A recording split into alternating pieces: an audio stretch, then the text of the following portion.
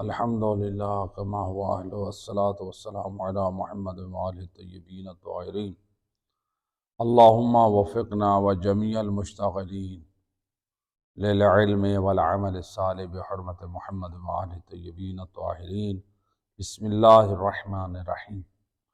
درس قرآن بسلسلہ انس قرآن اور فہم قرآن۔ آج جو ہماری صورت موضوع ہے، جس صورت کا تسلسل ہے سورہ نوح۔ سورہ نوح کی 4 آیات کا ترجمہ اور ان کا پیغامات آپ نے سماعت فرمایا۔ آج آیت نمبر 5 سے ان آیات کی تلاوت اور ان کا ترجمہ اور پیغام۔ بسم اللہ الرحمن الرحیم۔ قال رب انی دعوت قومی لیلا ونہارا وَلَمْ يَزِدْهُمْ دُعَائِي إِلَّا فِرَارًا وَإِنِّي كُلَّمَا دَعَوْتُهُمْ لِتَغْفِرَ لَهُمْ جَعَلُوا أَصَابِعَهُمْ فِي آذَانِهِمْ وَاسْتَغْشَوْا ثِيَابَهُمْ وَأَصَرُّوا وَاسْتَكْبَرُوا اسْتِكْبَارًا ثُمَّ إِنِّي دَعَوْتُهُمْ جِهَارًا ثُمَّ إِنِّي أَعْلَنْتُ لَهُمْ وَأَسْرَرْتُ لَهُمْ إِسْرَارًا۔ یہ آیت نمبر 5، 6، 7، 8 اور 9۔ ان آیات میں اللہ سبحانہ وتعالی ایک واضح پیغام دے رہا ہے۔ پہلے ان کی ترجمے کی طرف آ رہے ہیں۔ قال، آیت نمبر 5 کا ترجمہ، قال رب انی دعوت قومی لیلا ونہارا۔ حضرت نوح علیہ السلام فرما رہے ہیں، اللہ کی بارگاہ میں عرض کر رہے ہیں، پروردگار میں نے اپنی قوم کو دن رات دعوت دی۔ حضرت نوح اللہ سے کہہ رہے ہیں، اے اللہ میں نے دن رات اپنی قوم کو دعوت دی، یعنی ان کو دین کی طرف بلایا۔ وَلَمْ يَزِدْهُمْ دُعَائِي إِلَّا فِرَارًا، لیکن میری دعوت نے حق سے فرار کے علاوہ ان میں کسی چیز کا اضافہ نہیں کیا، یعنی وہ میری دعوت حق کو سن کے راہ راست پہ نہیں آتا تھے، بلکہ کیا کرتے تھے؟ بھاگ جاتے تھے۔ وہ نبی کی بات کو سن کے بیٹھتے نہیں تھے، عمل نہیں کرتے تھے، سمجھتے نہیں تھے۔ نبی جو پیغام دے رہے ہیں بھاگ جاتے ہیں۔ وَإِنِّي كُلَّمَا دَعَوْتُهُمْ لِتَغْفِرَ لَهُمْ جَعَلُوا أَصَابِعَهُمْ فِي آذَانِهِمْ۔ اس کا آیت نمبر 6 کا ترجمہ، اور میں نے جب بھی انہیں دعوت دی کس چیز کی؟ کہ ایمان لیا، تاکہ یہ ایمان لیں، تاکہ تو انہیں بخش دے۔ میں نے ان کو دعوت دی وہ ایمان لیں تاکہ تو انہیں بخش دے، تو انہوں نے اپنی انگلیاں کانوں میں ٹھونس لی۔ میں ان کو دعوت دیتا ہوں، وہ اپنی انگلیوں کو کانوں میں ڈال دیتے ہیں اور اپنے کپڑوں سے منہ ڈھانپ لیتے ہیں، اپنے خود کو ڈھانپ لیتے ہیں اور مخالفت پر ڈٹ جاتے ہیں اور شدت کے ساتھ تکبر کرتے ہیں۔ اس قدر یعنی ضدی تھے یہ لوگ۔ ثم انی دعوتہم جہارا، اس کے بعد میں نے انہیں ظاہر بظاہر دعوت دی، یعنی دین حق کی، توحید کی۔ اے اللہ میں نے ظاہر بظاہر ان کو دعوت دی۔ ثم انی اعلنت لہم واسررت لہم اسرارا، پھر میں نے انہیں علی الاعلان بھی دعوت دین دی اور مخفی طور پہ بھی دعوت دین دی، دونوں طرح سے۔ تو یہ جو ہے ان آیات کا ترجمہ۔ اب دیکھیے ان آیات میں حضرت نوح اپنی دعوت دین کو بیان کر رہے ہیں۔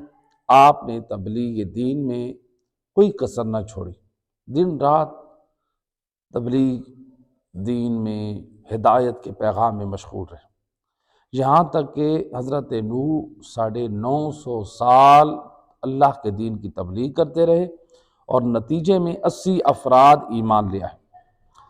تو ہمارے لیے یہ بھی میسیج ہے کہ حضرت نوح علیہ السلام نے 950 سال تبلیغ کی تو 80 افراد ہدایت پر آئے۔ ہم یہ نہ دیکھیں کہ ہم ایک عرصے سے سمجھا رہے ہیں، لوگوں کی ہدایت کر رہے ہیں، لوگوں کو دین کی باتیں بتا رہے ہیں اور کوشش کر رہے ہیں سدھارنے کی، لیکن لوگ جو ہے وہ راہ راست پر نہیں آ رہے ہیں، تو مایوس نہیں ہونا چاہیے۔ ہم یہ دیکھیں کہ حضرت نوح علیہ السلام اللہ کے دین کو پھیلانے کی کتنی کوشش کر رہے ہیں، کتنی کوشش کریں، اس کے باوجود صرف 80 آدمی جو ہے وہ ہدایت پائے۔ تو ہم بھی کوشش کرتے رہیں، مایوس نہ ہوں۔ تو لہٰذا انسان کو کوشش کرنی چاہیے۔ شیطان چاہتا ہے انسان مایوس ہو اور مایوسی سے پھر وہ تاکہ آگے نہ بڑھے، شیطان یہی چاہتا ہے مومن جو ہے وہ ہمت ہار جائے، اپنے کام میں آگے نہ بڑھے۔ صلوات پڑھ دیں محمد وحمد صلی اللہ علیہ محمد۔ تو لہٰذا اب دیکھیں ہمارے لیے کیا ہے، ہم یعنی کوشش بھی نہ کریں۔ بعض لوگ ہوتے اپنی اولاد کو ہدایت کی کوشش کرتے ہیں اور اس کے باوجود جب دیکھتے ہیں اولاد جو ہے وہ نہیں مان رہی، مایوس ہو جاتے ہیں۔ رشتہ داروں کو سمجھانے کی کوشش کرتے ہیں، پھر مایوس ہو جاتے ہیں۔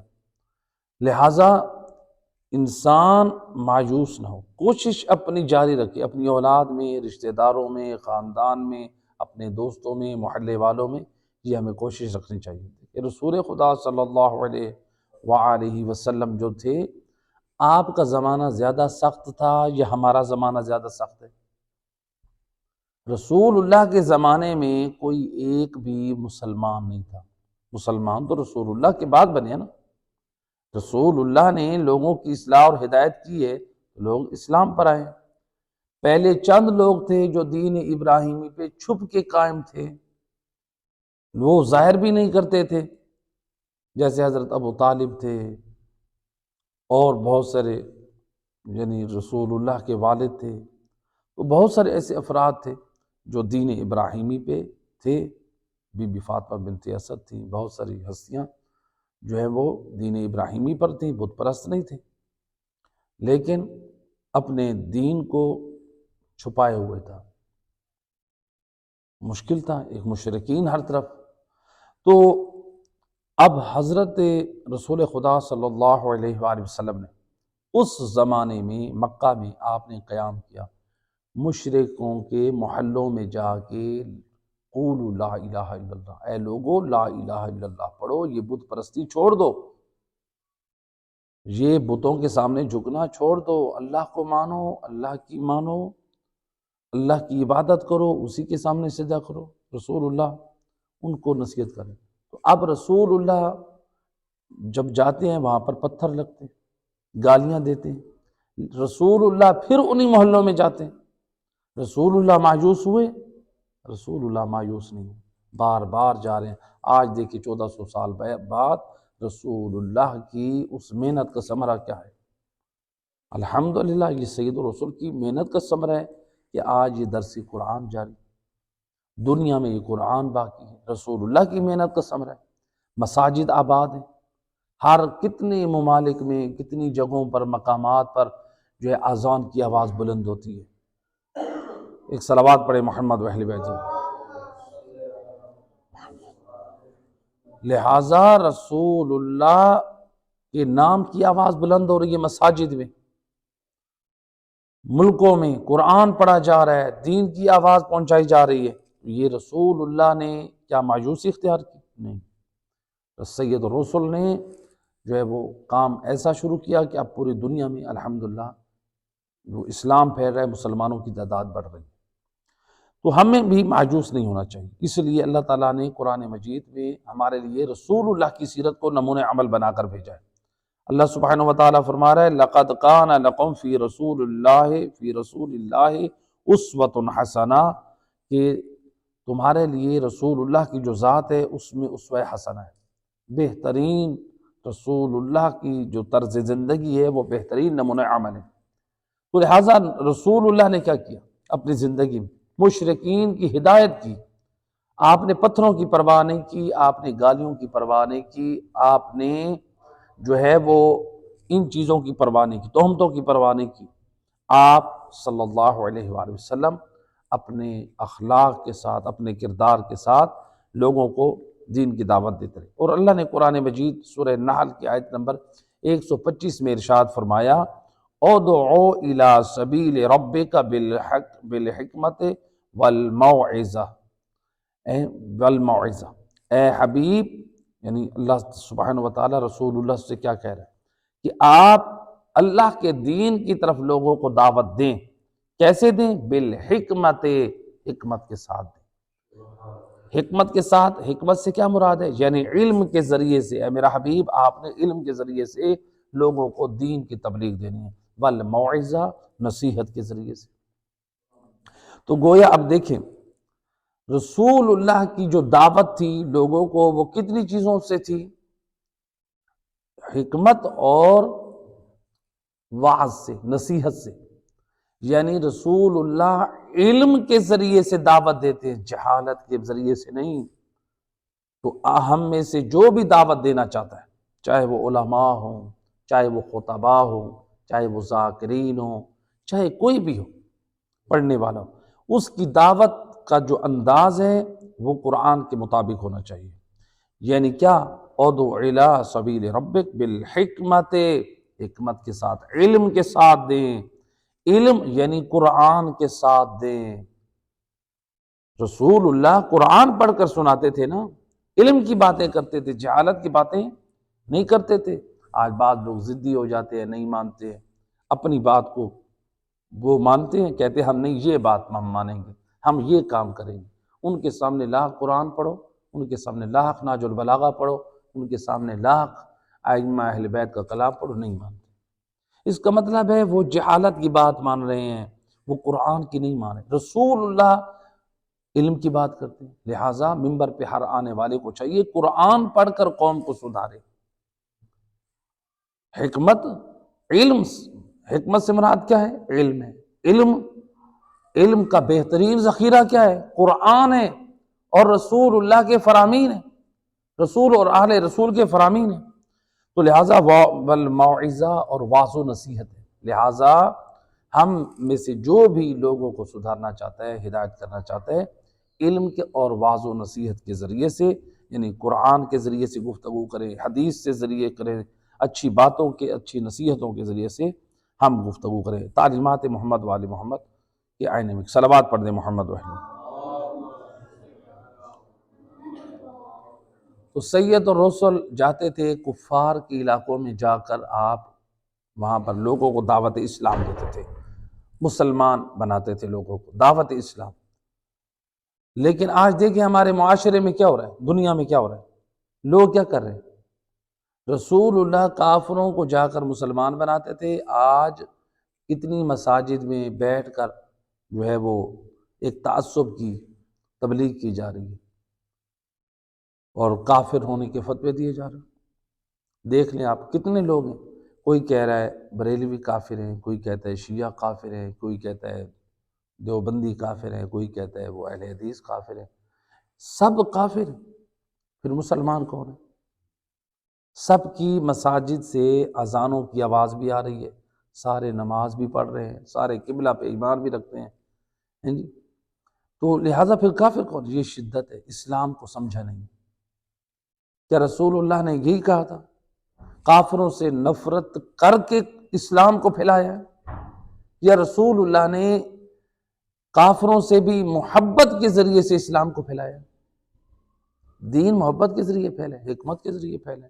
تو لہٰذا یہ جو ہے ایک جو تعصب کی جو ہوا ہے یہ نقصان دہ ہے مذہب کے لیے، اسلام کے لیے۔ جو فرقہ بھی، کوئی بھی، جس فرقے والے بھی اپنی مساجد، اپنی عبادت گاہوں میں، اپنے مدارس میں بیٹھ کے تعصب کے ساتھ تعلیم دیتے ہیں، وہ دین کا اور اسلام کا نقصان کر رہے ہیں۔ جو لوگ مساجد میں، عبادت گاہوں میں بیٹھ کے کہہ دیں فلاں کافر، بچوں کی پرورش، بچوں کی تربیت ایسے کر رہے ہیں کہ مثلا بریلوی کافر ہیں، شیعہ کافر ہیں، دیوبند کافر ہیں، اہل حدیث کافر ہیں، وہ نقصان کر رہے ہیں، قوم میں ایک نفرت کی ہوا پھیلا رہے ہیں۔ کیا کریں پھر؟ آپ ان کو قرآن اور رسول کی سنت کے مطابق جو آپ کو صحیح نظر آتا ہے، آپ ان کی ویسے تربیت کریں۔ آپ کو اور مجھے حق حاصل نہیں ہم کسی کو کافر کہیں۔ آپ صحیح عقائد کا پرچار کریں، اگر کوئی غلطی پر ہے آپ کی ہو سکتا ہے آواز کے پہنچانے پہ وہ اپنی اصلاح کر لیں، ایسے کہ نہیں؟ جیسے سید الرسول حضرت محمد صلی اللہ علیہ وآلہ وسلم نے کیا، آپ نے اپنی آواز حق کو پہنچایا، قرآن کو پہنچایا، اپنی صحیح تعلیمات کو پہنچایا، لوگ اس پر اپنی ہدایت حاصل کرتے تھے، ہم بھی وہی کام کریں۔ ہم یہ کیا ہے مسلمانوں کو کافر بنانا شروع کر دیا ہم نے؟ تو لہٰذا آج ہماری اپنی قوم میں یہ غیروں کا اور سب کا شکوہ، اپنی قوم سے بھی ایک شکوہ۔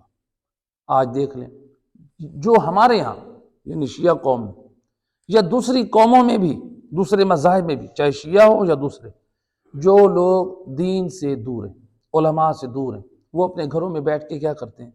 علماء پہ جسارتیں کرتے ہیں، علماء پہ باتیں کرتے ہیں، علماء کی توہین کرتے ہیں اپنے بچوں کے سامنے، یہ کہنا کہ دیکھو یہ علماء جو ہیں، یہ مثلا ہماری قوم کے اگر لوگ کہیں یہ دیکھو یہ خمس و زکوٰۃ کے مال سے یہ اپنے گھر بناتے ہیں، یہ اپنی گاڑیاں لیتے ہیں، یہ اپنا فلاں چلاتے ہیں، یہ اپنا یہ نظام کرتے ہیں۔ آپ ان لوگوں سے یہ سوال ہے، آپ نے ان علماء کو خمس دیا؟ آپ نے دیا کبھی ان کو خمس؟ کہ آپ کا وہ خمس کھا کے انہوں نے اپنا گھر بنایا ہو؟ دیا کبھی؟ آپ نے زکوٰۃ دی کبھی ان علماء کو جنہوں نے کھایا ہو؟ آپ کے پاس کوئی پروف ہے؟ لے آئیں، ہم آپ کے ساتھ مل کے کھڑے ہو جائیں گے۔ لہٰذا یہ صرف جو لوگ علماء کے ساتھ چلنا نہیں چاہتے، لہٰذا وہ ایک دور رہنا چاہتے ہیں، ایک بہانہ ہے علماء کے اوپر تہمت لگانا، یہ کہنا کہ علماء خدا نخواستہ یہ خمس اور زکوٰۃ کے پیسے کھا جاتے ہیں۔ علماء کو دیکھے تو صحیح ان کی زندگیاں کس قدر ہے، وہ کتنی احتیاط سے جو ذمہ دار علماء زندگی گزار رہے ہیں۔ تو لہٰذا یہ بات کرنا آسان ہے، یہ میدان معاشر میں ان چیزوں کا جواب دے ہوگا۔ لہٰذا جو لوگ گھروں میں بیٹھ کے علماء کے خلاف باتیں کرتے ہیں، علماء کا بغض اور علماء کی نفرت دیتے ہیں، یاد رکھیں اس کا نتیجہ کیا ہوگا؟ آپ کی نسلیں، آپ کی اولاد علماء کی دشمن بن جائے گی۔ آپ علماء کی دشمنی دے رہے ہیں نا۔ ہم جب اپنی نسلوں کے سامنے علماء کی برائیاں کریں، ہماری اولاد علماء کس سے محبت کرے گی یا علماء سے دشمنیاں کریں گے؟ لہٰذا ایک صاحب نے مجھے کہا کہ قبلہ ہمارے خاندان کے جوانوں کو غسل جنابت کا پتہ نہیں ہے۔ کس کا پتہ نہیں ہے؟ غسل جنابت کا۔ سب کچھ ہے، تعلیم ہے ان کے پاس، خاندانوں میں بزنس ہے، سب کچھ ہے، لیکن وہاں پر کیا ہے؟ دین نہیں ہے، خود اقرار کر رہے ہیں۔ تو میں نے ایک جملہ کہا تھا، میں نے کہا جو غلطی آپ کے بڑوں نے بزرگوں نے کی، کہا کہ علماء کے قریب نہ جانا، یہ وہابی ہیں، یہ مقصر ہیں، یہ ہوتی ہے نا، یہ ایک فتنہ ہے۔ تو جن لوگوں نے علماء سے دور کیا اس کا نتیجہ آپ لوگوں نے دیکھ لیا۔ علماء سے دور رہے تو آپ کی جوانوں کو غسل جنابت کا پتہ نہیں، وضو کا صحیح طریقہ پتہ نہیں، عورتوں کو پردے اور حجاب کی بات کا پتہ نہیں۔ تو ایسا نہ ہو آج ہم اپنی نسلوں اور اولاد کے سامنے علماء کی نفرتیں کا بیج بوئیں، ان کے سامنے علماء کا بغض بیان کریں، تو پھر ہماری جو آنے والی نسل ہے وہ بھی دشمن علماء بن جائے، اور علماء سے جب دور ہو جائیں گے تو دین سے دور ہو جائیں گے۔ ایسے ہے کہ نہیں؟ ہمیں اہل علم علماء کے قریب ہونا چاہیے۔ دیکھیں میری اور آپ کی ذمہ داری یہ ہے، ہم علماء سے دین سیکھیں، علماء کو دین بھی نہ سکھائیں۔ دیکھیں جو عالم اگر دین پر عمل نہیں کر رہے، آپ سمجھتے ہیں نا شاید کوہتائی کر رہا ہے، وہ عالم سے قیامت والے دن پوچھا جائے گا۔ ہو سکتا ہے آپ کے پاس دین کا علم کم ہو، عالم کے پاس اپنی نجات کے راستے 2-3 راستے ہوں، کہ میں اگر اس پر عمل نہیں کرتا تو ایک اور چیز پر عمل کر کے میں اپنے واجب کو ادا کر لوں۔ ہو سکتا ہے کہ عالم دین کے پاس اپنے لیے کسی کام کے جواز ہونے کی کوئی شرعی دلیل اس کے پاس موجود ہو، میرے اور آپ کا علم ناقص ہو، ہمارے پاس کم علم ہو، ہم نہ سمجھ رہے ہوں، اور ہم کہیں کہ وہ دیکھو وہ عمل نہیں کرتے، ہم ہی کہہ رہے ہیں۔ لہٰذا ہمیں اپنی اصلاح کی فکر کرنی چاہیے۔ عالم ہے نا، اس سے بھی قیامت والے دن سوال ہوگا، آپ سے بھی سوال ہوگا، مجھ سے بھی سوال ہوگا، سب سے پوچھا جائے گا بتاؤ آپ نے اپنے لیے کیا کیا؟ اپنے لیے کچھ کیا؟ اپنی اصلاح کی؟ اپنی ہدایت کی؟ تو دوسروں کے کردار کو دیکھ کے انسان خود بد عمل نہ بن جائے۔ ایک صلوات پڑھ دے محمد صلی اللہ علیہ وسلم۔ تو لہٰذا یہ جو ہے علماء سے دشمنی اور نفرت یہ انسان کے دین کو برباد کر دیتی ہے۔ لہٰذا بعض لوگ ہوتے ہیں وہ خود عالم بن کے بیٹھ جاتے ہیں۔ بعض لوگوں کو دیکھیں دین کی بات ہوتی ہے وہ خود سے بیان کرتے ہیں۔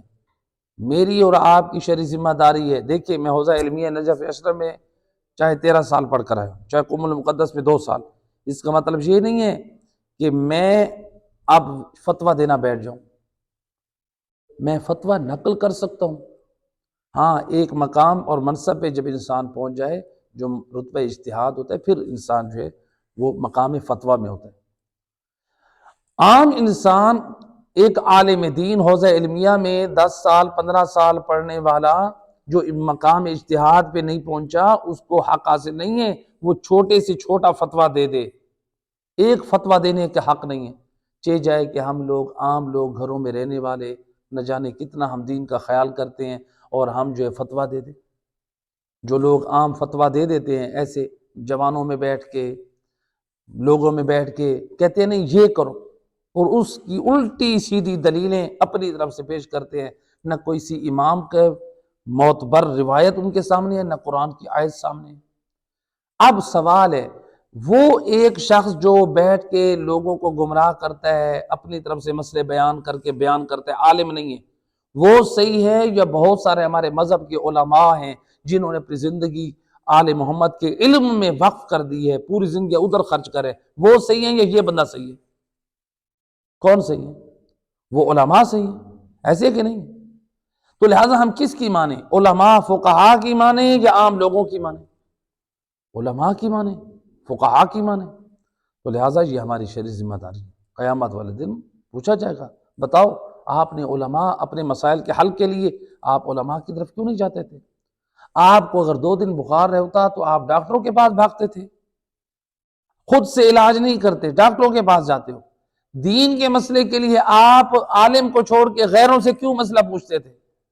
ہاں جس کے بارے میں آپ کو اطمینان ہو یہ مومن مجھے صحیح شرعی مسئلہ بتا رہا ہے، میری ہدایت کر رہا ہے، آپ اس سے پوچھ سکتے ہیں۔ ورنہ بعض لوگ ایسے جو دیکھنے میں ہمیں نظر آئے ہیں علماء سے نفرت کرتے ہیں اور اپنی طرف سے عجیب مسئلے بیان کر کے لوگوں کو دین سے منحرف کرتے ہیں، تو ایسا نہیں ہونا چاہیے۔ تو لہٰذا دیکھیں رسول اللہ نے اسلام کو اخلاق اور پیار سے پھیلایا، ہم بھی اسلام کی تعلیمات لوگوں کو پہنچائیں، دین اسلام کی خدمت کریں تو اخلاق سے پھیلائیں۔ روایت میں ہے کہ ایک دن حضرت محمد صلی اللہ علیہ وآلہ وسلم آپ صلی اللہ علیہ وآلہ وسلم آپ جا رہے تھے اور ایک سے مقام سے گزر رہے تھے کہ اس جگہ کے سامنے ایک باغ تھا، اس باغ کا جو مالک تھا اس مالک نے کیا دیکھا؟ مالک نے دیکھا کہ رسول اللہ جا رہے ہیں ادھر سے، اس مالک نے اپنے غلام کو کہا کہ جاؤ فلاں کام کر کے آؤ، جو باغ کا مالک تھا اپنے غلام کہتا ہے یہ کام کر کے آؤ، اس کو کام کرنے کے لیے بھیجا۔ ادھر سے دیکھا کہ وہ باغ کا جو سامنے والا حصہ ہے وہاں سے اس کو رسول اللہ جاتے ہوئے دکھائی دے رہے ہیں۔ اپنے غلام کو کہتا ہے کہ دیکھو یہ جو جوان جا رہے ہیں نا، یہ جو شخص جا رہا ہے اس سے بچ کے رہنا، رسول اللہ کے بارے میں وہ کافر کہہ رہا ہے۔ اب سید الرسل اپنے راہ پر جا رہے ہیں، وہ غلام جو یہودی تھا، کافر کے باغ میں ایک یہودی غلام ہے جو کام کر رہا تھا، باہر نکلا جیسے ہی یہ اب غلام چونکہ تیزی سے چلنا تھا، اس نے سید الرسل اپنے اخلاق کریمہ کو سامنے رکھتے ہوئے آپ درمیانہ قدم اٹھا رہے تھے، آہستہ آہستہ جا رہے تھے، وہ تیزی سے چلنے لگا، سید الرسل کے جیسے ہی قریب پہنچا گزرنے لگا، سید الرسل نے اس کی طرف دیکھ کے فرمایا السلام علیکم ورحمۃ اللہ۔ یہ کون ہے؟ یہ کافر ہے، مسلمان نہیں ہے۔ نبی اس کو سلام کر رہے ہیں، اپنے اخلاق سے اسلام کو پھیلایا ہے۔ یہودی ہے، رسول اللہ نے نفرت نہیں کی۔ آج کتنے لوگ ہیں نفرت کرتے ہیں، کہتے ہیں میں اس کو سلام کیوں کروں؟ مومن مومن کو سلام کرنے کے لیے راضی نہیں۔ بتائیں، رسول اللہ یہودی کو سلام کر رہے ہیں اور آج لوگ کہتے ہیں کہ میں سلام کیوں کروں؟ کہتے ہیں اس کا مطلب ہے رسول اللہ کا اخلاق اور دین ہمارے دامن میں نہیں ہے۔ ہم نفس کے مریض ہو چکے ہیں، ہمارے اندر تکبر آ چکا ہے، ہمارے اندر بیماریاں آ چکی ہیں، ہم خود کو بڑا سمجھ رہے ہیں، ہم کہتے ہیں ہم کیوں سلام کریں؟ خدا گواہ جب مجھے اور آپ کو کوئی سلام میں پہل کر دینا، ہمارے دل میں یہ غم ہونا چاہیے کہ میں زیادہ ثواب سے محروم رہ گئے، کیونکہ مولا علی فرماتے ہیں سلام کی 70 نیکی ہے، 69 نیکیوں کا ثواب سلام کرنے والے کو ہے اور 1 نیکی کا ثواب جواب دینے والے کو ہے۔ جب ہم سے پر کوئی بندہ سلام میں سبقت کرے، ہمارے دل میں یہ غم ہو کہ میں 69 نیکیوں سے محروم رہ گئے۔ لہٰذا جو لوگ سلام نہیں کرتے تکبر کا شکار ہیں، اپنی اصلاح کریں۔ سلام بہت ثواب ہے، اس سے انسان کی زندگی لمبی ہوتی ہے۔ تو اب جو ہے رسول اللہ نے سلام کیا، کس پر؟ یہودی پر سلام کیا۔ اب اس نے دیکھا سید رسول کے چہرے کی وجاہت، شرافت، کرامت، اس کے دل میں رسول اللہ کی سلام اور آپ کے اس انداز اور اخلاق سے اس کے دل میں رسول اللہ کی محبت کا نور بیدار ہوا۔ اللہ اکبر، یہ سید رسول کا اخلاق کریمہ تھا۔ اب سید رسول نے جب سلام کیا اور اس کے دل میں محبت ہوئی تو یہ رسول اللہ کے قریب آیا۔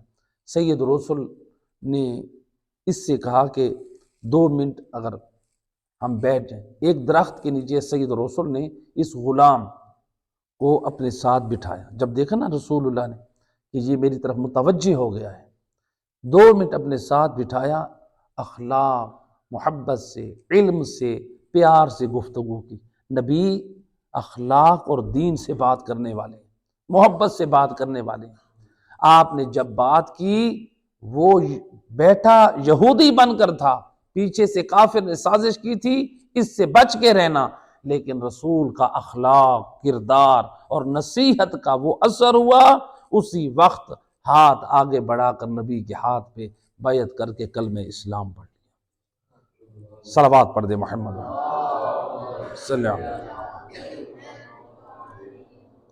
لہٰذا سید الرسول نے اپنے اخلاق سے جو ہے وہ اسلام کو پھیلایا۔ ایک صلوات پڑھ دے محمد وحرم۔ تو لہٰذا یہ ہے رسول اللہ کا اخلاق اور کردار۔ اور دیکھیں رسول اعظم آج 27 رجب ہے، لوگوں میں یہ مشہور ہے کہ یہ شب معراج گزری ہے، لوگوں میں یہ مشہور ہے یہ جو رات گزری ہے یہ کون سی ہے؟ شب معراج۔ یہ اہل سنت کے ہاں مشہور ہے شب معراج۔ ہم شیعہ اثنا عشری کے نزدیک یہ معتبر نہیں ہے، معراج کی یہ رات نہیں تھی، یہ جو رات گزری ہے یہ شب بعثت ہے۔ تو شب بعثت کس کو کہتے ہیں؟ یعنی سید الرسول حضرت محمد صلی اللہ علیہ وآلہ وسلم آپ کا اعلان نبوت ہوا، جو پہلی وحی نازل ہوئی وہ 27 رجب کو نازل ہوئی۔ تو آج کا دن اس قدر عظیم بابرکت ہے اور بہت عظیم دن ہے، معمولی نہیں۔ رسول اللہ 40 سال کے مکمل ہو چکے ہیں، تو سید الرسول غار حرا میں جاتے تھے، جو مکہ میں غار حرا آج بھی موجود ہے، لوگ جو زیارت کے لیے جاتے ہیں۔ رسول اللہ اس غار حرا میں جا کے اللہ کی عبادت کرتے تھے۔ آپ خود اندازہ کریں سید الرسول کتنی پاک نیتوں کے مالک تھے کہ نہیں تھے؟ رسول کی نیتوں میں کوئی فطور تھا؟ کوئی ریا تھا؟ دکھاوا تھا؟ نہیں تھا۔ رسول پاک اور پاکیزہ نیتوں کے مالک ہو کے چھپ کے اللہ کی عبادت کرنے کے لیے غار حرا میں جاتے تھے۔ جب آپ نے دیکھا نا ادھر مشرکین اور کافر لات اور عزا کی عبادت کرتے ہیں، غیر خدا کو جھکتے ہیں، آپ اللہ کی عبادت کے لیے غار حرا میں تشریف لے جاتے ہیں، وہاں پر مناجات کرتے ہیں، تسبیح خدا کرتے، وہاں پر خدا کی بارگاہ میں سجدہ ریز ہوتے، یہ اللہ کی عبادت کرتے۔ تو وہاں پر جو ہے غار ہرا میں، تو ایک دن 27 رجب کا دن غار ہرا کے اندر ایک نور پیدا ہوا، ایک نور چمکا، اور اس نور کے پیدا ہوتے ہی آواز دی، یا محمد انت رسول اللہ وانا جبرائیل۔ حضرت جبرائیل امین آئے نا، انہوں نے سب سے پہلے رسول اللہ کو سلام کیا اور کیا کہا کہ اے محمد صلی اللہ علیہ وآلہ وسلم، اللہم صلی علی محمد، آپ اللہ کے رسول ہیں اور میں جبرائیل ہوں۔ گویا رسول اللہ کو، رسول اللہ کا نام لے کر رسول اللہ کا، گویا آپ کی رسالت کی تصدیق کر دی، آپ اللہ کے رسول ہیں۔ تو اس وقت حضرت جبرائیل امین نے سورہ علق کی 5 آیات کی تلاوت کی، جو پہلی وحی نازل ہوئی۔ کیا آیات تھی؟ اقرأ بسم ربک الذی خلق، پہلی وحی کو سمجھے پیغام توحید ہے۔ اقرأ بسم ربک الذی خلق، پڑھ، جس نے پیدا کیا اس کے نام سے پڑھیے۔ اللہ تعالیٰ کیا کہہ رہے ہیں؟ جس نے پیدا کیا اس کے نام سے پڑھیے، یعنی جو اللہ خالق ہے اسی کے نام سے پڑھیے، آپ پڑھیں۔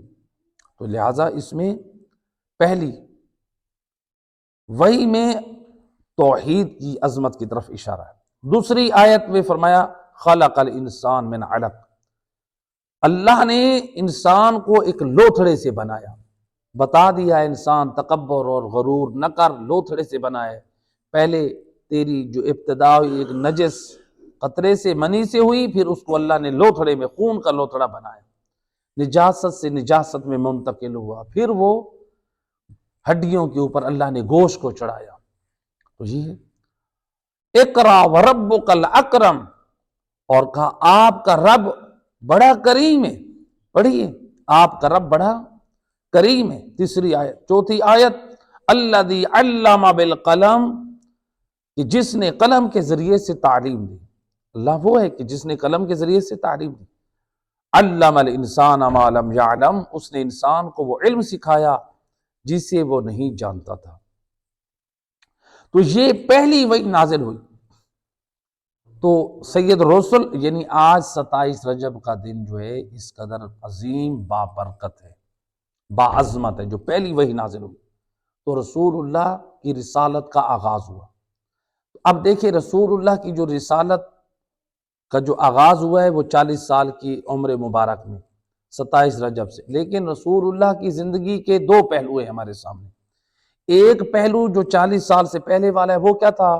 رسول اللہ اپنے اخلاق اور کردار سے لوگوں کو اپنے قریب کیا، جو آپ نے بھی سنا۔ رسول اللہ کا اخلاق کیا تھا کہ یہودی بھی آپ کے اخلاق سے اسلام کو قبول کر رہے ہیں۔ دوسرا رسول اللہ کا طریقہ کیا تھا؟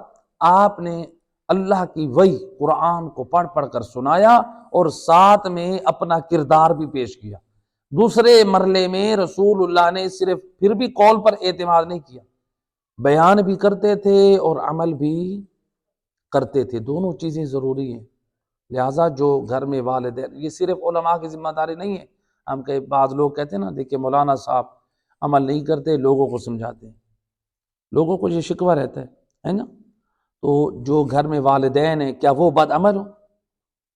بیٹے کو کہے جا تو نماز پر، خود بے نمازی ہو، کیا باپ کے لیے یہ جائز ہے؟ بڑے بھائی کے لیے جائز ہے وہ خود بے نمازی اور بھائی کو کہے نماز پڑھ؟ خود باپ اور بیٹا وہ حرام کھیلیں، لڈو کھیلیں، جوا لگا کے، شرط لگا کے حرام کھیلیں، بچے کو کہیں تم جوا کھیلنے کیوں جاتے ہو، تاش کھیلنے کیوں جاتے ہو؟ تم جو لڈو میں گھر میں بیٹھ کے شرطیں لگا رہے ہو یہ بھی تو حرام ہے، آپ اپنے بچوں کو تربیت دے رہے ہیں جوئے کی گھر میں۔ تو اب آپ کا بیٹا باہر جا کر جوئے خانے میں جا رہا ہے، یا شطرنج کھیل رہا ہے، یا تاش کھیل رہا ہے، وہ حرام کر بغیر شرط کے کھیلنا بھی، شطرنج اور تاش حرام ہے۔ تو لہٰذا ہم اپنی اولاد کے سامنے با کردار بنیں. اولاد جو ہم دوسروں سے تقاضا کرتے ہیں نا، خود ویسے بھی باعمل اور با کردار بننا چاہیے. تو لہٰذا یہ جو ہے رسول اللہ نے اپنی اس زندگی کے دوسرے پہلو میں زبان کے ساتھ بھی نصیحت کی، قرآن بھی پڑھ کر سنایا اور عمل بھی کر کے دکھایا. تو اب یہ اہل سنت کے ہاں یہ روایت ہے کہ رسول اللہ پر جب یہ وحی ہوئی تو آپ پر ایک بھاری محسوس ہوئی. تو آپ کی یہ کیفیت تھی کہ الیاذ باللہ، کہ رسول اللہ کہتے ہیں کہ میرا دل کہتا ہے کہ میں پہاڑ سے چھلانگ لگا کے مر جاؤں. یہ برادران اہل سنت کے ہاں یہ روایت موجود ہے. لیکن ہم شیعہ اثنا عشری اس روایت کو قبول نہیں کرتے، اس لیے کہ یہ جو وحی تھی اللہ کی طرف سے ایک عظیم پیغام بن کر آئی ہے. قرآن کی پہلی وحی ہو اور رسول اللہ علیہ باللہ زندگی سے دل برداشتہ کر بیٹھے، موت کی طرف جانے کا وہ ارادہ کر لیں. نہیں، رسول اللہ تو اپنے اخلاق سے پہلے امت کو سدھار رہے ہیں. وہ کیسے امت کو یتیم چھوڑ کر جا سکتے ہیں؟ سید رسول پر جب ذمہ داری آئی تو اب اس کو آسن انداز سے نبھانا شروع کیا. تو لہٰذا یہ جو ہے شان رسول اللہ، عظمت رسول اللہ کے خلاف ہے. ہم شیعہ اس روایت کو قبول نہیں کرتے. تو یہ 27 رجب کا دن بہت عظیم دن ہے. بہت بڑی عیدوں میں سے اس دن کو عید قرار دیا گیا ہے. ایک صلوات پڑھ دے محمد.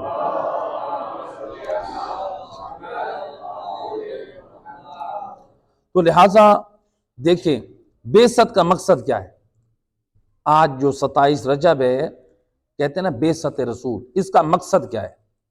اس کا مقصد یہ تھا کہ اس بعثت سے، اعلان رسالت سے پہلے کیا تھا؟ دنیا میں جہالت تھی، گمراہی تھی، کفر تھا، بے دینی تھی. تو رسول کی رسالت کے اعلان کے ذریعے سے اللہ تعالیٰ کیا چاہتا ہے؟ جہالت کا خاتمہ ہو، علم کی فراوانی ہو، قرآن کی بات ہو، سنت کی بات ہو. تو لہٰذا اب اعلان رسالت کے بعد اگر آج ہمارے گھروں میں ہو جہالت، آج ہمارے گھروں میں ہو گمراہی، آج ہمارے گھروں میں ہو کافروں کی رسومات، ہندوؤں کی اور نان مسلم مغرب کا کلچر ہو ہمارے گھروں میں، اس کا مطلب ہے ہم نے رسول کا صرف نام کا کلمہ پڑھا ہے، رسول کی تعلیمات کو نہیں مانا. رسول اللہ کی جو بعثت کا مقصد تھا وہ جہالت کا خاتمہ ہے، گمراہی کا خاتمہ ہے. ہم اپنے گھروں میں قرآن کو بھی نہ پڑھیں، قرآن پر عمل نہ کریں، رسول کی سنت کی بات نہ کریں، حلال حرام کی بات نہ کریں. اگر کوئی حلال حرام کی بات کرے بیٹا تو باپ کہہ دے کہ تو مولوی نہ بن، یا بھائی اگر بات کرے تو بڑا بھائی کہہ دے تو میرے سامنے مولوی نہ بن. تو یہ مولوی بننے والی بات نہیں ہے، یہ رسول اللہ کی بعثت کا مقصد ہے. ہمارے گھروں میں جہالت نہیں ہونی چاہیے، ہمارے گھر میں علم کی بات ہونی چاہیے، ہمارے گھر میں علماء کی بات ہونی چاہیے، ہمارے گھر میں قرآن کی بات ہونی چاہیے، ہمارے گھر میں چہاردہ معصومین کی پاک سیرت اور ان کی تعلیمات کی بات ہونی چاہیے. اگر ہمارے گھر میں کافروں کی رسومات ہوں، غلط چیزیں لوگ بنا دیتے ہیں، یہ ہو جائے گا، فلاں ہو جائے گا. ہر کام سے پہلے یہ دیکھیں کہ ہمارے کس کام کے کرنے سے خدا ناراض تو نہیں ہو جائے گا، امام ناراض تو نہیں ہو جائیں گے. ہم یہ دیکھتے ہیں لوگ ناراض ہو جائیں گے، ہم لوگوں کو کیا جواب دیں گے؟ یاد رکھیں اگر آپ لوگوں کو راضی کرنے لگے نا تو قیامت تک آپ لوگوں کو راضی نہیں کر سکتے. آپ قیامت تک لوگوں کو راضی نہیں کر سکتے. آپ کا معیار میں اور آپ مومن وہ ہو جو صرف اللہ اور اس کے رسول اور اس کی آل رسول کو راضی رکھنے کی فکر کرے. بس وہی قابل نجات ہیں، ان کی راہ پر چلنے میں نجات ہے. لوگوں کو کیا راضی کریں گے؟ امام جعفر صادق علیہ السلام صلی اللہ علیہ وسلم امام فرماتے ہیں جو بندہ ایک قوم کو راضی کرنے کے لیے کوئی کام کرتا ہے وہ دوسری قوم کو ناراض کرتا ہے. آپ نے کہا کہ میرے ساتھ فلاں تعلق والا ہے، آپ اس کو راضی کرنے کے لیے کسی کے اشاروں پہ آپ نے کوئی کام کر لیا، ہو سکتا ہے اس محفل میں کتنے لوگوں کو آپ نے ناراض کیا. ایک بندے کی بات پہ آپ کیوں لبیک کہہ رہے ہیں؟ ایک بندہ آپ کو غلط بات کی ترویج کر رہا ہے، آپ یہ دیکھیں کیا علماء بھی وہ بات بتا رہے ہیں جو بندہ آپ کو غلط بات کی طرف توجہ دے رہا ہے؟ بات سمجھ آ رہی ہے؟ لہٰذا ہم یہ دیکھیں، تو لہٰذا ہماری گھروں میں جہالت کا خاتمہ ہونا چاہیے، زندگی میں بھی خاتمہ ہونا چاہیے۔ تو قرآن دیکھیں، اب بعثت کے مقصد کو جو لوگ تسلیم نہیں کرتے، رسول اللہ کی تعلیمات کو جو لوگ تسلیم نہیں کرتے، وہ بد نصیب ٹھہریں گے۔ لیکن اللہ سبحانہ و تعالی نے بڑا عظیم ایک پیغام دیا ہے قرآن میں، سورہ انفیال کی آیت نمبر 24 میں فرمایا، یا ایھا الذین آمنوا استجیبوا للہ ولرسولہ، اے ایمان والو اللہ اور اس کے رسول کی دعوت پر لبیک کہو۔ جب تمہیں اللہ دین کی طرف بلائے تو لبیک کہو، جب رسول تمہیں دین کی طرف بلائیں تو کیا کریں؟ لبیک کہو۔ اذا دعاکم، جب تمہیں دین کی دعوت دیں تو لبیک کہو۔ لما یحییکم، تم جب یہ دعوت پر لبیک کہو گے تو اس میں تمہاری زندگی ہے۔ اللہ کہہ رہے قرآن میں، نبی اللہ اور نبی کی دعوت پر لبیک کہو گے تو اس میں تمہاری زندگی ہے، یعنی تم معاشرے میں اللہ کی نگاہ میں زندہ لوگوں میں شمار ہوگے، باعزت لوگوں میں شمار ہوگے۔ زندگی سے کیا مراد ہے؟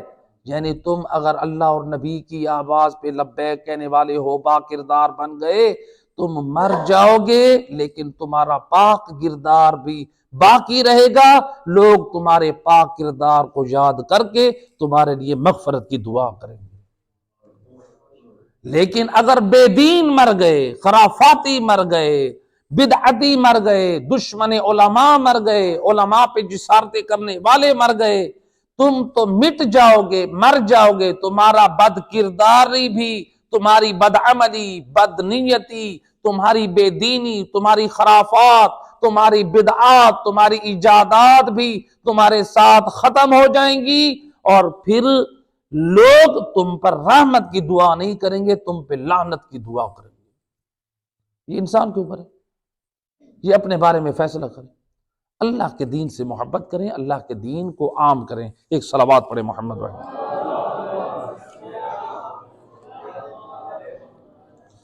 تو لہٰذا اب دیکھیں، رسول اللہ جو ہے غار حرا میں آپ جاتے تھے تو اللہ کی عبادت کرتے تھے۔ آپ جب آئے گھر میں تو بی بی خدیجہ طاہرہ کو آپ نے یہ خبر دی، تو جناب خدیجہ طاہرہ نے اس بات پر اطمینان اور خوشی کا اظہار کیا۔ تو یعنی بی بی خدیجہ طاہرہ، تو اب رسول اللہ کی رسالت کا آغاز آج کے دن ہوا، لیکن روایت میں ہے کہ غار حرا میں رسول اللہ کے ساتھ اگر کوئی جاتا تھا تو فقط ایک ہستی تھی۔ وہ کون تھی؟ حضرت امیر المومنین علی ابن ابی طالب علیہ السلام۔ اللہم صل۔ ملتا ہے کہ امام علی علیہ السلام فرماتے ہیں کہ میں نے رسول اللہ کو غار حرا میں دیکھا ہے، میرے علاوہ کسی نے بھی نہیں دیکھا، میرے علاوہ کسی نے، یعنی رسول اللہ کے ساتھ اگر غار حرا میں کوئی ہوتا تو وہ مولا علی تھے۔ تو گویا رسول اللہ نے مولا علی کی جو ہے وہ آغوش سے، ماں کی آغوش سے، وہاں سے لے کر اپنے وصال، وقت وصال تک، دنیا سے جانے وقت تک مولا علی کی علم اور اپنے کردار سے تربیت کرتے رہے۔ اس لیے نبی نے فرمایا، انا مدینۃ العلم وعلی باب، میں علم کا شہر ہوں اور علی اس کا دروازہ ہے۔ علم نبی کا لینا ہے، نبی کا پاک کردار لینا ہے تو علی کے دروازے پر آؤ۔ نبی کے اور کتنے بڑے بڑے اصحاب تھے، نبی کے رشتہ دار بھی تھے، نبی کے تھے کہ نہ تھے؟ نبی نے کسی اور کے بارے میں کہا کہ علم کا دروازہ فلاں ہے؟ نہیں کہا۔ تو گویا یہ کتنی بڑی عظمت اور شان ہے۔ علم کا دروازہ جو ہستی ہے، گویا نبی زبان سے بتا رہے ہیں، اگر میرے دین اور شریعت کو لینا ہے تو علی کے دروازے پہ آؤ، کیونکہ نبی اپنی زبان سے خود کہہ رہے ہیں میرے علم کا دروازہ علی ہے، بس میری شریعت اور دین کو لینا ہے تو علی سے لینا، علی سے ہٹ کر لو گے تو یہ میرے علم کا دروازہ نہیں ہوگا۔ رسول اللہ نے فیصلہ کر دیا، میرے بعد امت کسی تفرقے میں نہ پڑے. اور یہ وہ روایت ہے جسے علماء اہل سنت نے تسلیم کی ہے، اور روایت شیعہ سنی سب علماء نے تسلیم کی. لیکن اس کے باوجود بھی انسان تعصب میں آ کر انسان حق کو تسلیم نہ کرے. اور بعض لوگوں نے یہاں تک ایک روایت کو گھڑ لیا، جھوٹی روایت بنا لی، کہا کہ رسول نے کہا کہ فلاں جو ہیں وہ شہر کی دیوار ہے، فلاں جو ہے وہ شہر کی چھت ہے. میں کہا کرتا ہوں ہم نے مان لیا فلاں چھت ہے اور فلاں دیوار ہے. مجھے ذرا آپ اپنے ایمان سے بتائیں، شریف ہمیشہ دروازوں سے آتا ہے، چور جو ہے وہ دیواروں اور چھتوں کو پھیلان کر آتے ہیں، ایسے کہ نہیں؟ نبی آپ کو شرافت کا راستہ دکھانا چاہ رہے ہیں. تو لہٰذا ایسی روایت جس کے اوپر علماء محققین نے ریسرچ کی ہے کہ وہ روایت سند کے اعتبار سے جھوٹی ہے، ضعیف ہے، وہ تام نہیں ہے. صلوات پڑھ دے محمد وحید.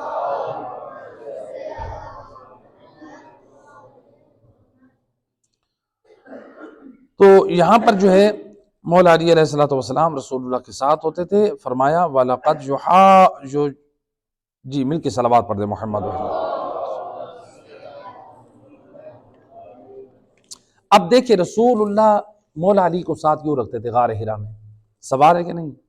باقیوں کو نہیں رکھا. رسول نے کی رسالت کا اعلان کب ہوا؟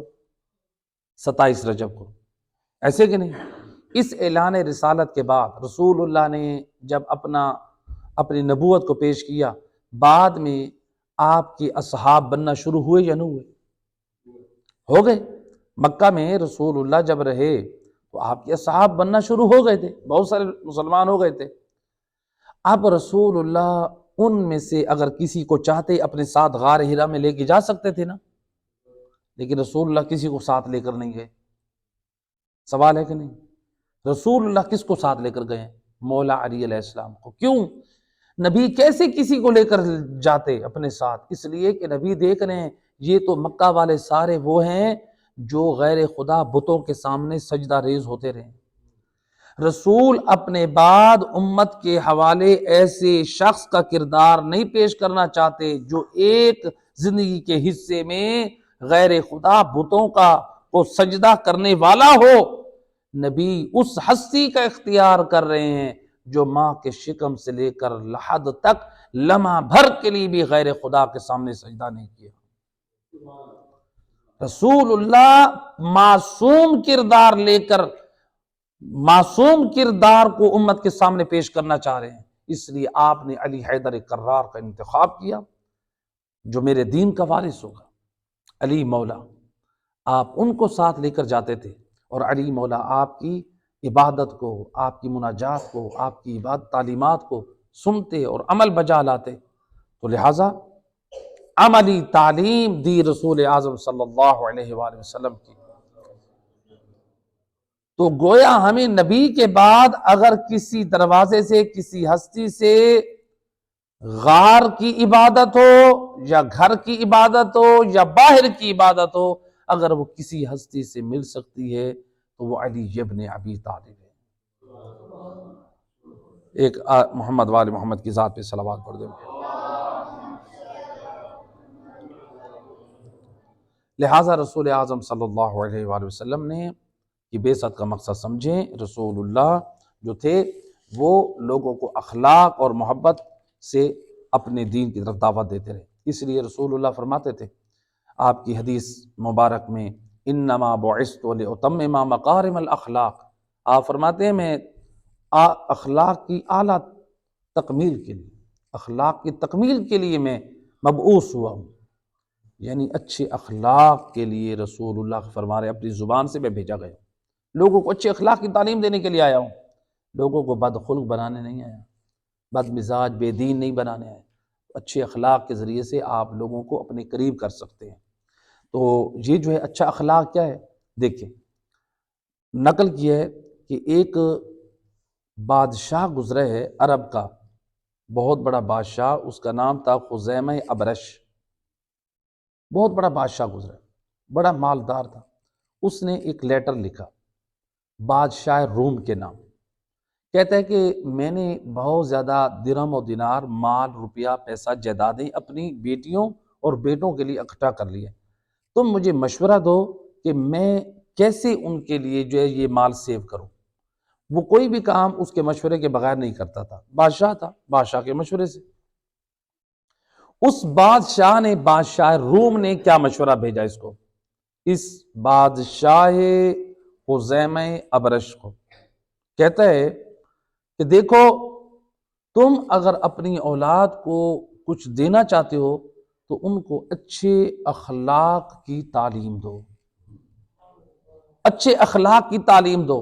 بادشاہ ایک بادشاہ کو نصیحت کر رہے ہیں، کہتے ہیں اپنی اولاد کو اعلیٰ اور اچھا اخلاق دو، یہ وہ دولت ہے جس کے ذریعے سے ان کو دنیا میں دولت ان کی کبھی ختم نہیں ہوگی، اور آخرت میں یہ اعلیٰ اخلاق ان کی مغفرت کا سبب بنے گی۔ ایک بادشاہ کہہ رہے دوسرے کو اعلیٰ اخلاق، بہترین کردار اپنانے سے انسان دنیا میں جو ہے وہ دولت مند رہتا ہے، اور آخرت میں یہی اعلیٰ اخلاق بخشش کا وسیلہ بنتے ہیں۔ ایک بادشاہ کا نظریہ دیکھیں ذرا، آج اس کا ذکر ہو رہا ہے۔ اس کا ذکر کیوں ہوا؟ اچھی بات نکلی، اچھا مشورہ دیا، تو آج اس کی بات آپ لوگوں کے سامنے ہدایت کا وسیلہ بنی۔ کتنے بڑے لوگ ہوتے ہیں جن کی بات قابل نقل نہیں ہوتی ہے۔ تو لہٰذا ہم سب کو اخلاق کے ساتھ دیکھیں، اللہ سبحانہ وتعالیٰ قرآن مجید میں حضرت موسیٰ اور ہارون کو جو خطاب کر رہے ہیں، اذهبا الی فرعون انہ طغی، سورہ طٰہٰ کی آیت نمبر 43 میں فرمایا اے موسیٰ و ہارون، آپ دونوں فرعون کی طرف جائیں، وہ سرکش ہو گیا ہے، فقولا لہ قولا لینا، آپ دونوں جاؤ اور جا کر اس کو نرم لہجے میں بات کرو، محبت سے بات کرو، سختی سے نہیں۔ بعض لوگ ہم سختی کرتے ہیں اپنی اولاد سے، محلے والوں سے، رشتہ داروں سے، سختی سے بات کریں گے ہم قرآن کے خلاف چل رہے ہیں۔ اللہ تعالیٰ تو قرآن میں اپنے نبیوں کو کہہ رہا ہے کہ دیکھو فرعون سے نرمی سے بات کرو، جو اصل میں فرعون ہے، جو کون ہے؟ اصلی فرعون ہے، اصلی فرعون۔ یہ ایک جو ہوتے ہیں نا، ہم معاشرے میں کہتے ہیں دیکھو وہ فلاں فرعون ہے، کہتے ہیں کہ نہیں کہتے؟ تو ایک ہم تشبیہ دیتے ہیں، جو اصل فرعون ہے اس کو بھی اللہ ہدایت کی بات کرتے ہوئے کہہ رہا ہے اے موسیٰ و ہارون، دیکھو اس کو نصیحت کے لیے جاؤ لیکن نرم لہجے سے بات کرنی ہے۔ کیوں یا اللہ نرم لہجے کا فائدہ کیا ہے؟ خود اللہ فرما رہا ہے لعلہ یتذکر او یخشی، اللہ فرما رہا ہے نرم لہجے کا اثر یہ ہے کہ فرعون یا تو وہ نصیحت پا لے گا یا اس کا دل خاشع ہو جائے گا۔ اب دیکھیں، ہو سکتا ہے آپ لوگوں کے ذہن میں سوال ہے، فرعون اس کا دل خاشع نہیں ہوا، اس نے نصیحت نہیں پائی، اللہ تو قرآن میں یہ کہہ رہا ہے، ایسے کہ نہیں؟ دیکھیں اللہ سبحانہ وتعالیٰ کیا کہہ رہے ہیں؟ اللہ کہہ رہے ہیں نرم لہجے کا اثر یہ ہے کہ اگر کوئی بدنیت اور شقاوت نہیں رکھتا، سخت دل نہیں ہے، تو وہ کیا کرے گا؟ وہ نصیحت کو حاصل کرے گا، اس کا دل خاشع ہوگا، یا پھر وہ نصیحت پر عمل کرے گا۔ یعنی قرآن کہہ رہا ہے کہ نرم لہجے کا یہ فائدہ ہے، تو آپ اسی چیز کو اپنائیں۔ اگر کوئی نہیں اپنا رہا تو اس کی اپنی بدبختی ہے، اس کی اپنی شقاوت ہے۔ تو آج بھی اگر ہم نرم لہجہ کسی کو اپنا کر سمجھائیں، ہدایت کریں، اصلاح کریں، اگر وہ نہیں سدھر رہا، نہیں ہدایت حاصل کر رہا، تو پھر قرآن کی نگاہ میں وہ کیا ہے؟ یہ فرعون نے کیا تھا، نرم لہجے کو رد کر کے نصیحت کو قبول نہ کیا۔ تو لہٰذا ہمیں محبت کے ساتھ لوگوں کو دین کی طرف دعوت دینی چاہیے، اور رسول اللہ اس اخلاق کے ساتھ لوگوں کو بلاتے، اس لیے اللہ نے قرآن میں ایک مقام پہ فرمایا انک لعلی خلق عظیم، اے میرا حبیب تو خلق عظیم کا مالک ہے۔ تو یہ آیت نمبر 9 تک، آیت نمبر 10، 11، 12 اور 13، یہ 3 آیات۔ وَقُلْتُ اسْتَغْفِرُوا رَبَّكُمْ إِنَّهُ كَانَ غَفَّارًا يُرْسِلِ السَّمَاءَ عَلَيْكُمْ مِدْرَارًا وَيُمْدِدْكُمْ بِأَمْوَالٍ وَبَنِينَ وَيَجْعَلْ لَكُمْ جَنَّاتٍ وَيَجْعَلْ لَكُمْ أَنْهَارًا مَا لَكُمْ لَا تَرْجُونَ لِلَّهِ وَقَارًا ان آیات کا ترجمہ، میں ان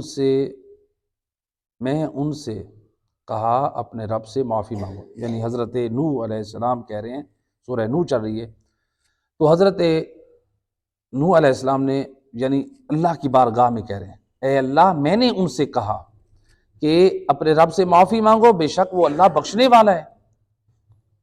تو لہٰذا ہمیں یہ پیغام ملا، انسان جتنا بھی گناہ گار ہو اللہ سے معافی مانگے، وہ بخشنے والا ہے۔ یرسل السماء علیکم مدرارا، یعنی اپنی قوم کو کہہ رہے ہیں اللہ سے معافی مانگو، وہ معاف کرنے والا ہے، تاکہ وہ تم پر آسمان کی بارش پہ در پہ برسائے۔ یعنی اگر لوگ گناہوں سے معافی مانگیں تو اللہ کی رحمت کے نزول کا سبب بنتا ہے۔ تو اس وقت اس قوم کو بارش کی ضرورت تھی، اللہ کی رحمت کی، تو کہا کہ اللہ کی رحمت۔ اگر ہم آج چاہتے ہیں اپنے گھروں میں اللہ کی رحمت ہے، رزق کی وسعت ہے، گھروں میں خوشحالی ہو، تو پھر ہم کیا کریں؟ قرآن کی آیت ہمیں پیغام دے رہی ہے، آپ استغفار کریں، توبہ کریں، اللہ سے معافی مانگیں، پھر آپ کا یہ استغفار اور یہ توبہ آپ کے رزق میں وسعت کا سبب بنے گا، گھر میں خوشحالی آئے گی، گھر میں رحمت ہوگی، گھر میں برکت ہوگی۔ استغفار کیا کریں، کم از کم کوشش کیا کریں، 100 مرتبہ ضرور پڑھا کریں روزانہ، استغفر اللہ ربی واتوب الیہ۔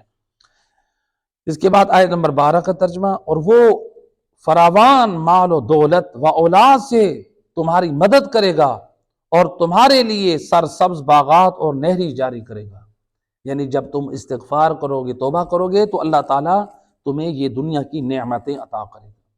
لہٰذا استغفار کریں، اپنی زندگی میں استغفار کریں۔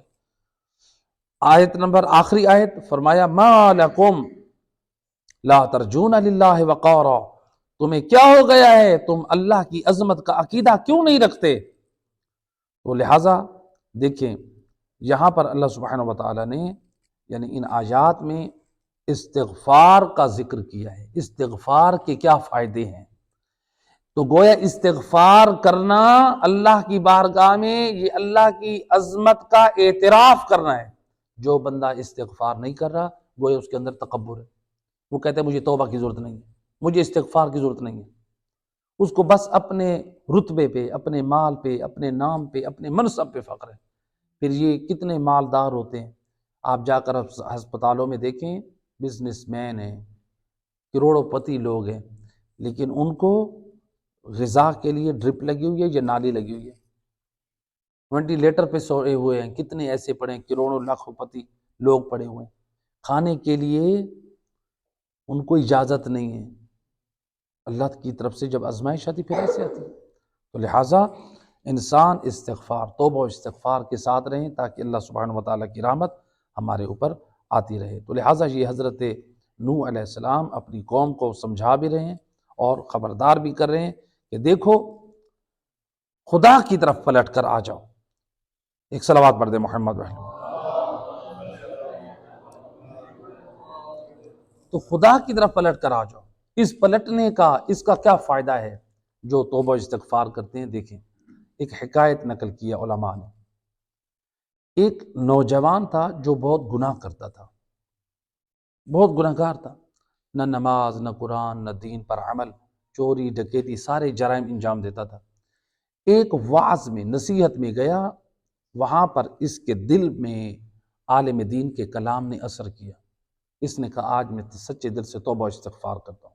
اس نے توبہ کی، تحیہ کیا، میں اپنی نمازیں، اپنا روزہ، یہ ساری چیزیں میں مکمل کرتا ہوں، رسول اللہ کی تعلیمات، لہٰذا میں اپنے دین کو مکمل کرتا ہوں۔ توبہ کا مطلب یہ ہے جو نمازیں رہ گئی ہیں اس کو مکمل کریں، جو روزے رہ گئے ان کی قضا کریں، جو واجبات دیگر رہ گئے ان کو مکمل کریں۔ صرف یہ نہیں ہے ہم گزشتہ گناہوں پر صرف کہہ دیں یا اللہ مجھے معاف کر دے، اور جو واجبات ہم سے چھوٹ گئے ان کو چھوڑ دیں، نہیں، توبہ قبول ہے یقیناً، لیکن جو واجبات رہ گئے ہیں آپ کے ذمہ ان کو بھی بجا لائیں۔ اب یہ جو ہے اس جوان نے کیا کیا، اپنے اعمال کو توبہ و استغفار کی۔ اب اس نے کہا میں اللہ کا حق بھی ساتھ ساتھ ادا کرتا ہوں، جو لوگوں کا میں نے مال کھایا تھا نادانی میں، نہ سمجھی میں، غلطیوں میں اس کی بھی اصلاح کروں۔ اس نوجوان نے کیا کیا تھا، اپنی جوانی میں ایک یہودی کا سونا چرایا تھا، اس یہودی کے پاس چلا گیا، اس کو کہتا ہے دیکھو تمہارا جو ہے سونا میں نے چرایا تھا، میرے پاس میں نے وہ تمہارا مال غصب کیا تھا، آج میں تمہارا مال تمہیں، میرے پاس مال نہیں، میں ہوں غریب تنگ دست، میرے پاس دینے کے لیے کچھ بھی نہیں، لہٰذا تیرے پاس آیا ہوں، یا تو مجھے، میں نے اب سچے دل سے اپنے اللہ سے معافی مانگی ہے، میں نے تمام گناہوں سے مانگ لی ہے معافی، اب یا تو مجھ سے اس کے بدلے میں غلامی کے لیے رکھ لے، یا پھر مجھے معاف کر دے، میں اس کی قیمت دینے کی طاقت نہیں رکھتا۔ اس یہودی نے جب سنا، کہتا ہے کہ دیکھو میں تمہیں معاف کروں گا، میری ایک شرط ہے۔ کہا تمہاری کیا شرط ہے؟ کہا کہ وہ فلاں جگہ پر جاؤ، وہ جہاں پر مٹی کے ڈھیر ہوتے ہیں وہاں پر جاؤ کھنڈرات میں، وہاں ایک جگہ کھود کر وہاں زمین میں ادھر سونا ہوگا، وہ لے آؤ مجھے دے دو، میں تمہیں وہ اپنا سارا سونا معاف کر دوں گا، تو لہٰذا تمہاری توبہ جو تم نے کی ہے وہ تمہیں مبارک ہو۔ اب یہ جوان خوشی سے وہاں دوڑا اور ان کھنڈرات میں، مٹی کے کھنڈرات پہ پہنچا، وہاں پر یہ مٹی کو کھودنے لگا زمین میں، جس جگہ پر اس نے کہا، جب اس نے کھودا تو وہاں پر اس نے جو ہے وہاں پر جیسے ہاتھ ڈالا تو اسے ایک سونے کا گلٹ، سونا ملا وہاں سے، یہ وہاں سے سونے کو اٹھا کر لے آیا چھپا کر اس یہودی کے پاس، کہتے دیکھو اب راضی ہو مجھ سے؟ اس نے جب وہ سونا دیکھا تو ایک مرتبہ وہ سجدے میں گر گیا سونا دیکھ کر، اور کہتا ہے کہ اس وقت اسی محفل میں کہتے اشہد ان لا الہ الا اللہ واشہد ان محمد رسول اللہ صلی اللہ علیہ وسلم، کلمہ پڑھ کر مسلمان ہو گئے۔ اب یہ جوان حیران پریشان ہو گئے، کہتے ہیں سونا لے کر آئے ہوں، تو کیوں مسلمان ہو رہا ہے؟ وہ کہتا ہے، یہودی کہتا ہے تو سچے دین پر ہے، اور تیری توبہ جو تو نے کی ہے یہ بھی سچی توبہ ہے۔ کہا کہ وہ کیسے؟ اب جوان حیران ہوا، کہا کہ اس لیے کہ میں نے اپنی کتابوں میں ہم نے پڑھا تھا جو آخری زمانے کا نبی ہوگا اس کا امتی جب گناہوں سے سچے دل سے توبہ کرے گا، اگر وہ مٹی میں بھی ہاتھ ڈالے گا تو وہ مٹی بھی سونا بن جائے گی۔ تو نے مٹی میں جا کے ہاتھ ڈالا، اللہ نے اس مٹی کو سونا بنا دیا، تیری توبہ بھی سچی ہے، تیرا نبی بھی سچا ہے، آج سے میں مسلمان ہوتا ہوں۔ لہٰذا توبہ استغفار کریں، واقعاً اللہ یہ کرامتیں ہمیں عطا کرے گا، دنیا میں بھی کامیاب ٹھہریں گے اور آخرت میں بھی انشاءاللہ کامیاب ٹھہریں۔ پروردگارہ اے مہربان اللہ، اس درس قرآن کو اپنی بارگاہ میں شرف قبولیت عطا